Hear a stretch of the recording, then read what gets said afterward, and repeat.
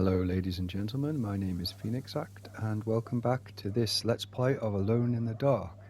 When we last left off, things had gotten a little strange. We are no longer in the Louisiana swampland sort of area or river. We are in fact in the middle of a city or town of some kind. How did that happen? Well, there's only one way to find out. This is still locked, yep. So let's go. Oop, oop. I'm pretty sure this hallway is also different than it was before. This isn't the hallway we came down. The room doesn't change when we close and open the door, so that's some level of consistency, I suppose. But yeah, this isn't the hallway we entered through, I'm pretty sure. So what is going on? And instead of entering back into the main area of the manor, we've entered into a little street. And now we're going to get some combat. Combat is a little janky in this game.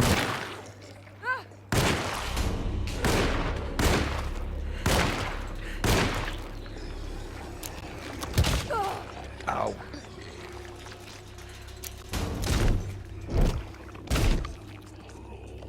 That's a good job I got all those health potions. Ow. Oh, and all it needed was one more. This isn't entirely the game's fault, this is just me being... What the hell was that thing? bad. It was clearly a monster of some kind.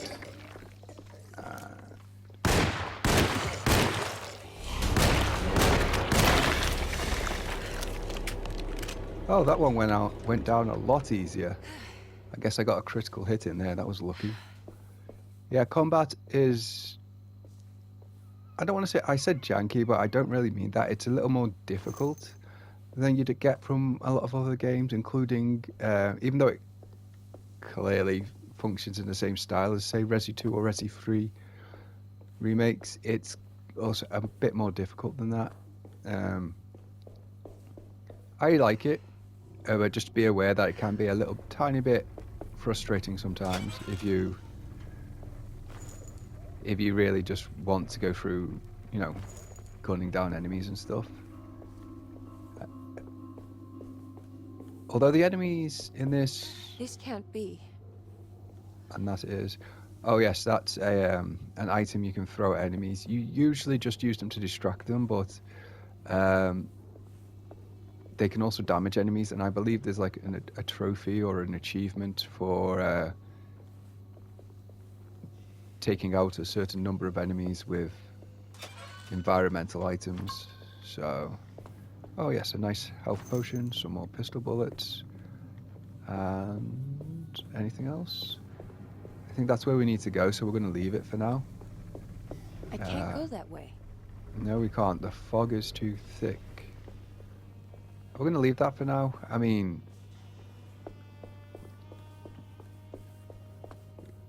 we do have to come down this way anyway, but...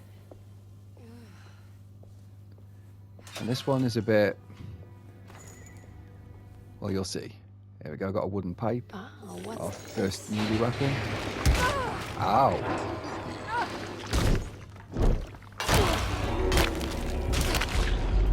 Ow. Oh well, I messed that up.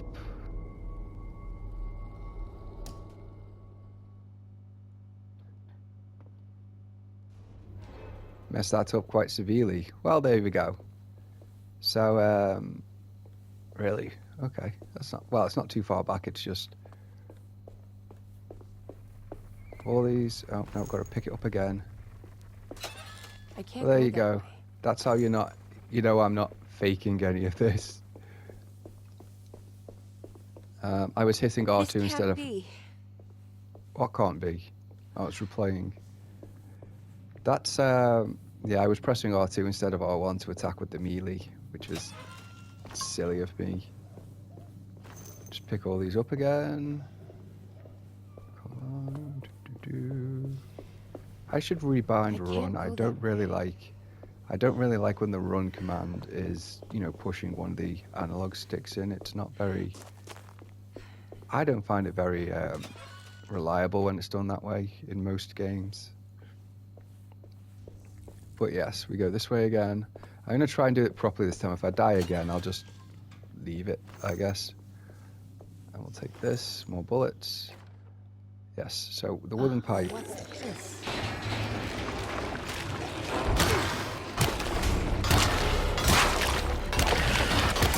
My weapon broke. Yes, it was just enough hits to take this guy out because this was supposed to be the tutorial for melee weapons. I'm gonna drink that, fill my health up a bit. The tutorial for melee weapons, yes. And you can use that to distract enemies as well if you're quick enough and clever enough, I guess. Yep, another throwing weapon there. These are just dotted about the place, so you just need to keep an eye out for them. Anything down this way that might be useful? More throwing weapons, can't get in there yet. I mean, a hatchet, very nice. It's stronger than a pipe, so that's I can't good. go that way. Yeah, can't go that way yet. All the lights are red, going both directions, or probably even all four directions. That's not a road anyone's going to be using anytime soon. I do like this aesthetic, though. I'm gonna try and see if I can like rebind the controls during, like, between episodes, so that I don't have to keep pressing the left analog stick in. Oh, an enemy. Let's see, what can I... Is anything lying about that I can use? Nothing here. How about you?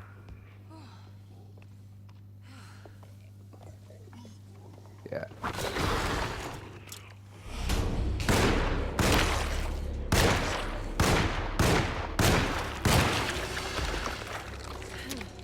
My aim could use some work. Seriously, use some work. Where about? Oh.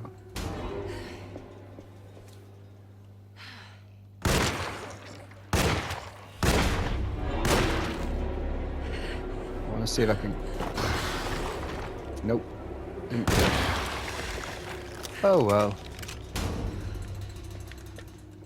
I'm using up a lot. You can see how quickly you go through ammo in this game as well. You don't really, at least in my experience, don't really get a ton. But that was on my first playthrough, so...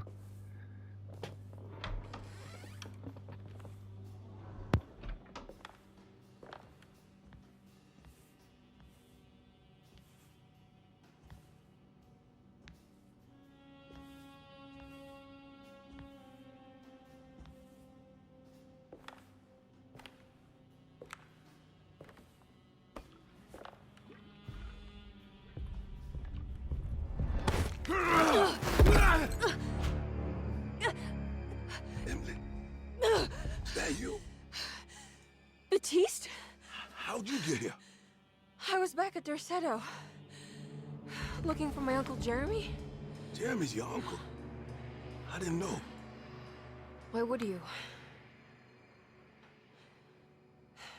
You're still working at Derceto? Yeah, both me and Lotta stuck around. We're real orderlies now. You remember my sister Lotta, don't you?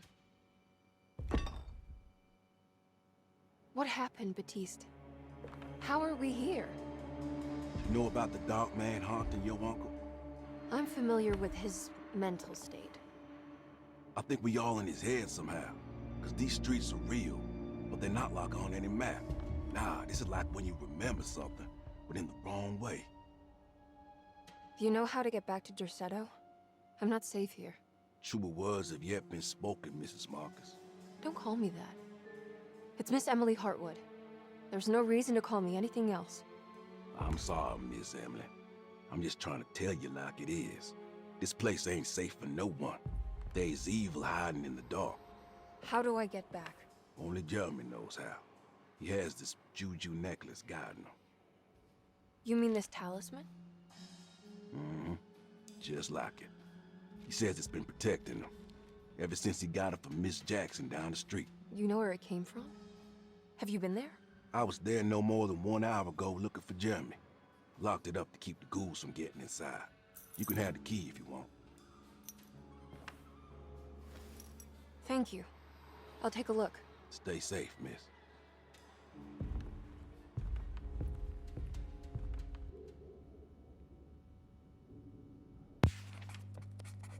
And we get Baptiste's keys to let us into that apartment we saw just a little bit back.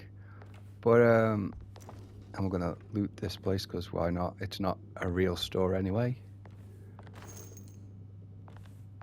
But, yeah, like I was saying, in my first playthrough, I did finish. Well, ammo was scarce. But that might not be the case this time since I'm a little bit more, like, I already know something of what I'm doing, if I can remember everything. Are you staying here? For a while. Want to see if Jeremy shows up.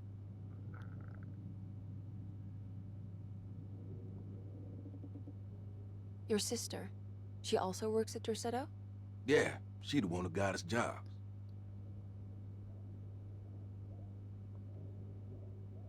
Be careful, okay? You said it, miss. There we go, just thought I'd exhaust Baptiste's dialogue, see everything he has to say. I think that's everything we can get in this place anyway. Right, let's head out. See if we can find our way back to the real world. Since this seems like it's just one of oh, that thing. I forgot about that thing. It's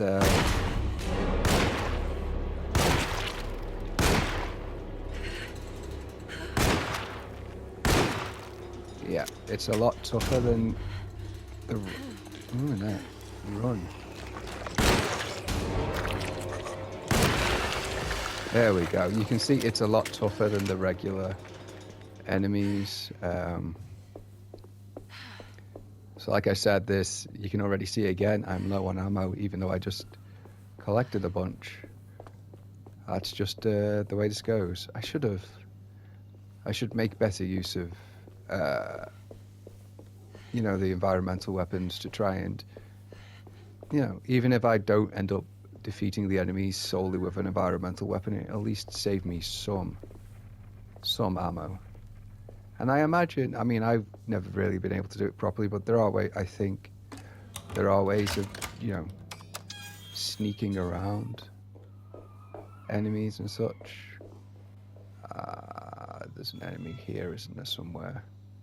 There's definitely an enemy here. And I think you can hear it. Wasn't there something I can use here as well? Where are you? There we are. There we are. That's a Molotov is a lot more useful than, well, does more damage than. There we go. You see, the Molotovs did a lot more damage than regular bricks and stuff would have. So, we'll take more ammo. And there's got to be more. That's a brick. But you can hear the next one. You can hear him, and he sounds disgusting. I was just checking to see if there's any more Molotovs around, but I don't think there is at the moment. Unfortunately. Here he comes. Okay. So.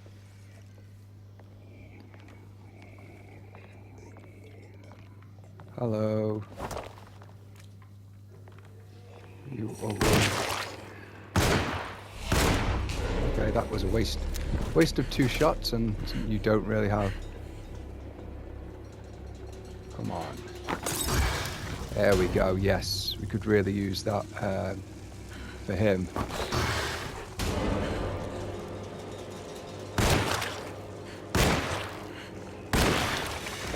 There we go. Yeah.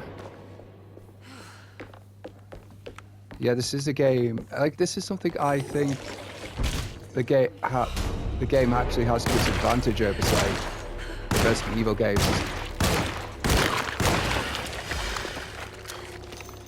Sorry, that the game actually has to its advantage over the Resident Evil games is that it has gives you more options for combat without making the monsters less scary or making combat. Well, like I said, combat's actually more difficult despite having better options. So, and there's a Molotov there that would have been useful as well. More bullets. All right, there's a puzzle in this room that I found a little bit testing the first time through.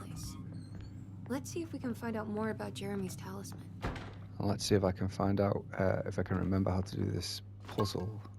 Yes, health drink, I'll take that. And it looks exactly like Jeremy's talisman. Well, that could be useful then, couldn't it? Yeah, I'll see if I remember how to do this. This door is locked at the moment, I recall. Yeah. Okay.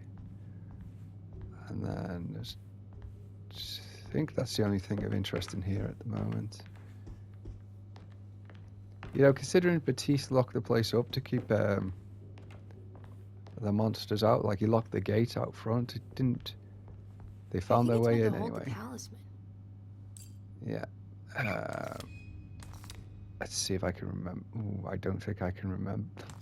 I don't remember the solution offhand. What numbers I should use. Maybe there's something in Jeremy's notes. Ooh, I only did this puzzle once because I've only been through the game once. Something in Jeremy's notes. All right, let's have a look. Where's his notes? There we go.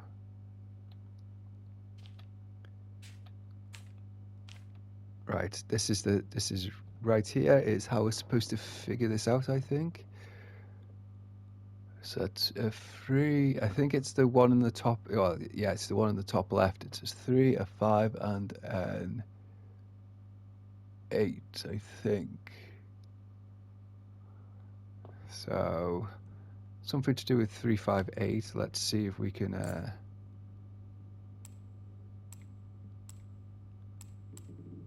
And then I'm fairly sure. If I can't figure it out fairly quickly, I will figure it out off screen.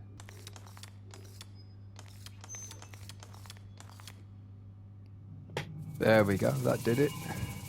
It's What's that picture in the glass? Where is that?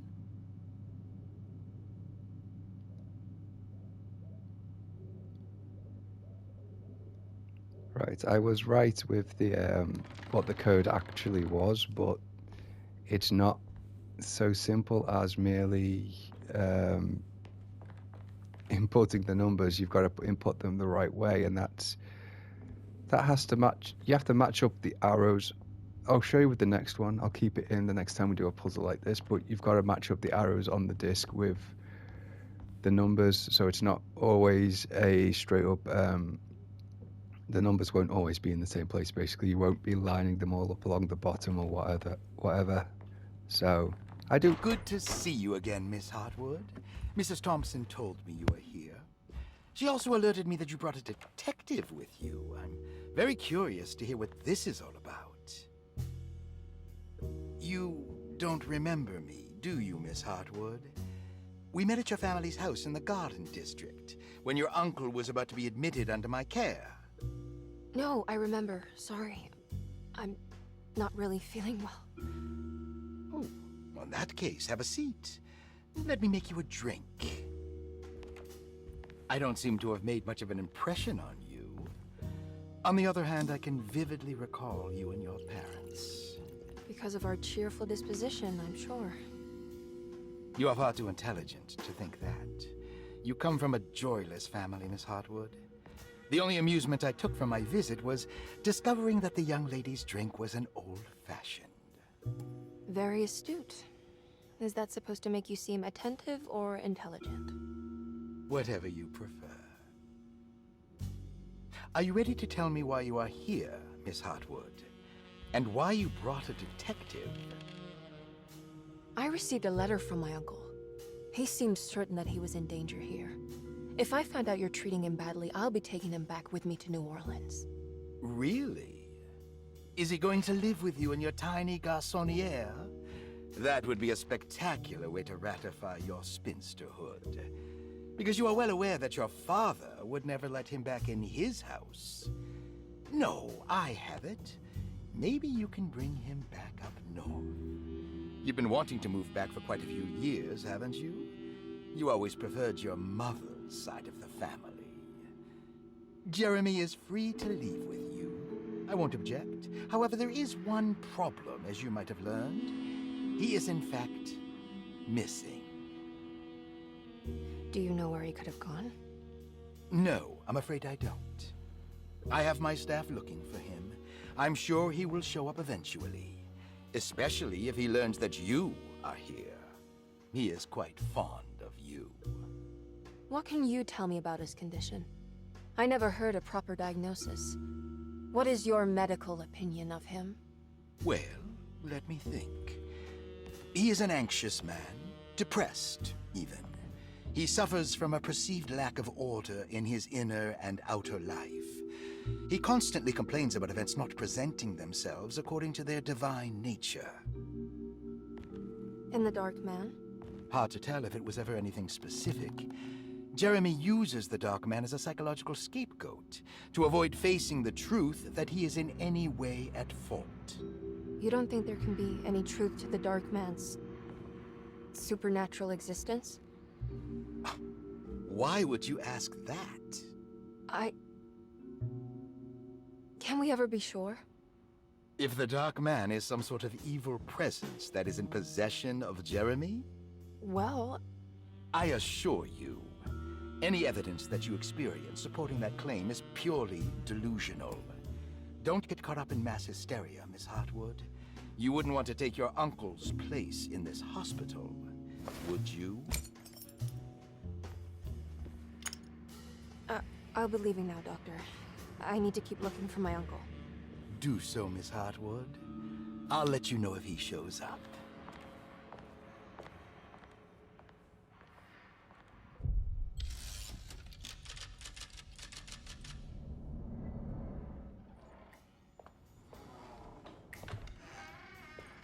Detective Carnby! God, I'm glad to see you. I was afraid you had left. Me? You're the one who just disappeared. It's hard to explain. I think I blacked out. It was like I went somewhere else. It's okay, miss. You're clearly upset. No, I don't know what's happening. This is a very stressful situation for you, I understand. Ugh, no, you don't understand. Just take a deep breath. Why don't you sit down, smoke some of the Perique? If you want, I could even drive you back to New Orleans. I just want to have a talk with Dr. Gray first. I want to stay. I found a talisman just like the one in the painting. I think I might be able to figure out where Tarawea is, where Jeremy wanted to go.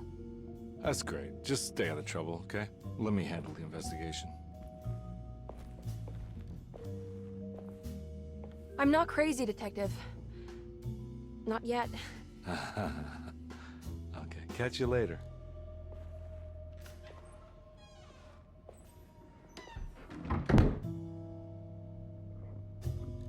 And now we're into chapter 2, and we're going down the rabbit If hole. a talisman like this can open up doors between the French Quarter and Derceto, then maybe Jeremy is hiding in some strange other world.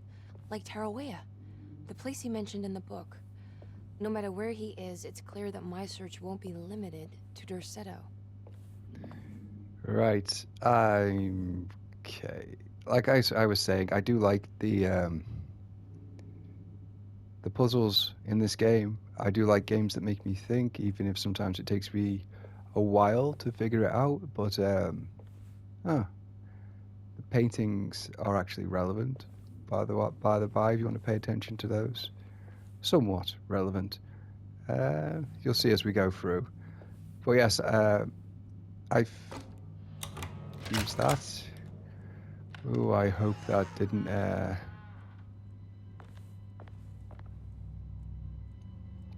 Let me just check something.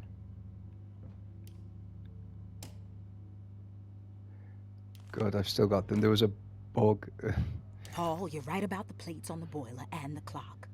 They have been sabotaged, and I think I know who did it. They have something to do with Jeremy's episodes and how he seems to disappear at night. Right now, it's important that you keep an eye out for any of the pieces.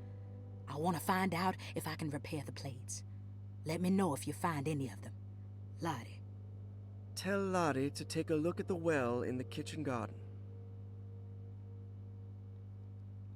Well, in the kitchen garden, got it. But yes, there was one bug I encountered on my first playthrough where the keys I needed to progress just straight up disappeared from my inventory. Saw your notice in the boiler room. You should know Mr. Chance won't be coming back. I got no business being in there myself, but you can take a valve from the wine cellar if you want to try to stop the steam pouring out. Be careful. So I might create a separate save slot here just to be on the safe side in case it happens again. It didn't happen again when I played through the first time, so we should be fine, I think. Oh hey, we got a new key. No description on it though. Dr. Elmore Lee Gray is Deceto's chief doctor. Accounting and all administrative work is handled by me, Paul Waits. Magdalena Thompson, or Mags, is responsible for the household. Jean-Baptiste and Charlotte Tabois are responsible for keeping the guests' medical regimens in check. Finally, Jack Chance is our gardener, who can occasionally be seen in the conservatory, but is for the most part busy outside. There are currently 6 guests at Deceto. Malcolm McCarthy and Ruth Tallant reside on the first floor. Jeremy Hartwood, Elisabetta Perosi, Grace Saunders, and of course, Cassandra Beauregard live on the second floor. And we just got the key to Elisabetta Perosi's room. Okie doke. That bug didn't happen since, so it shouldn't happen now, but I need the key. Baptiste's keys don't work there. And there is a safe around here that we are not supposed to be able to open yet. You get something, if you open it now, like early, you get something out of it. You get something different if you open it later on. But Looks sturdy. Doubt I'll be opening this. yeah. But I think I'll be waiting until, there we go, patient files. Let's have a look-see. Cassandra Beauregard.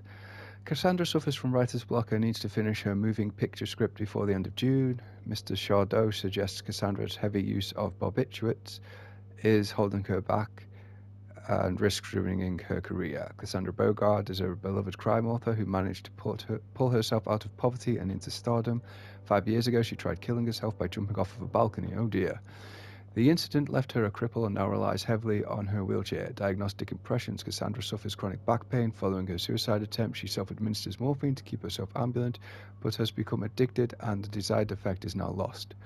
The drug abuse clouds her mind and she is unable to focus on real life. Oh dear, oh dear. To save herself from this insight, she instead makes up stories to fill out the gaps in her own thought process, resembling the Korsakoff syndrome. First of all, she needs to be weaned from her drug addiction and hope it will resolve her compulsive lying, then look into permanently numbing her pain in her back through surgery. Finally, deal with her suicidal thoughts. I'd have put that first on the list, but Grace. The mother insists on strict supervision by a proper gentleman to avoid further perversion of Grace's adolescence. Okay, I guess this is the 1930s. Grace's family possesses modest wealth and status. Her childhood seems ordinary, spending most of her time with private teachers and family friends. Grace's father recently passed away, leaving her mother the sole caregiver. Grace has trouble dealing with her father's death. She is willingly suppressing her feelings on the matter and isn't properly acknowledging the trauma she suffered. Grace needs nothing out of the ordinary. She simply needs parental guidance. Eventually, we can work on her feelings towards her father.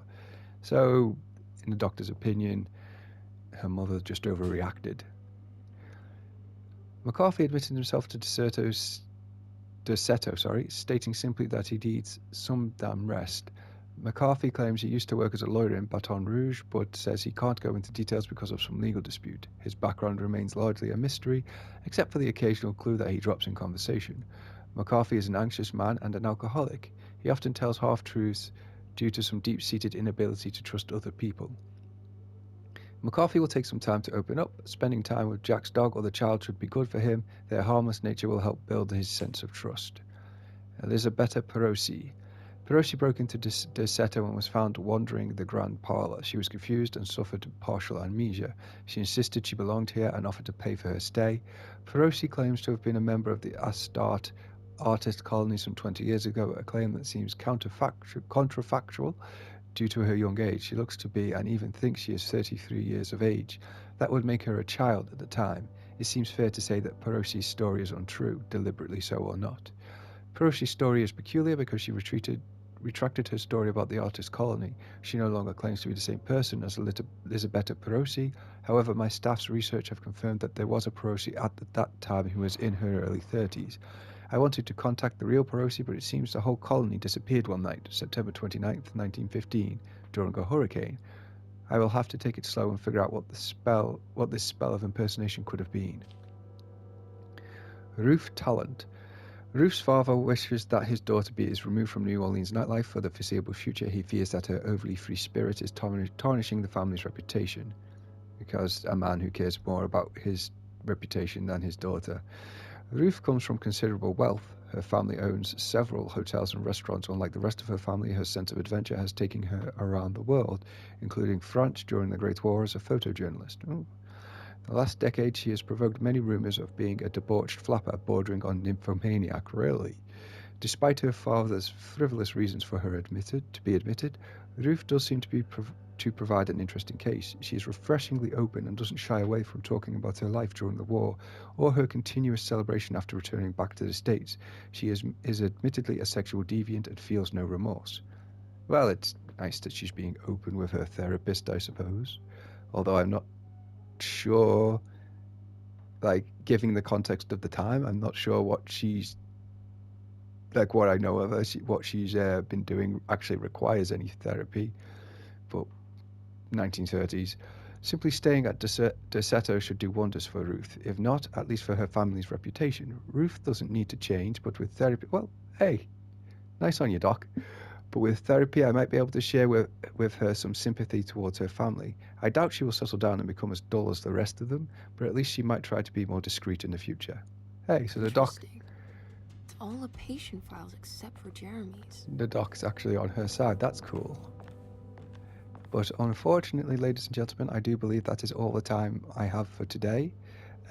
Next time we will proceed into Chapter 2 and see what other mysteries Desetto has for us and what other mindscapes we can explore. But until then, I've been Phoenix Act, and please, take care of yourselves.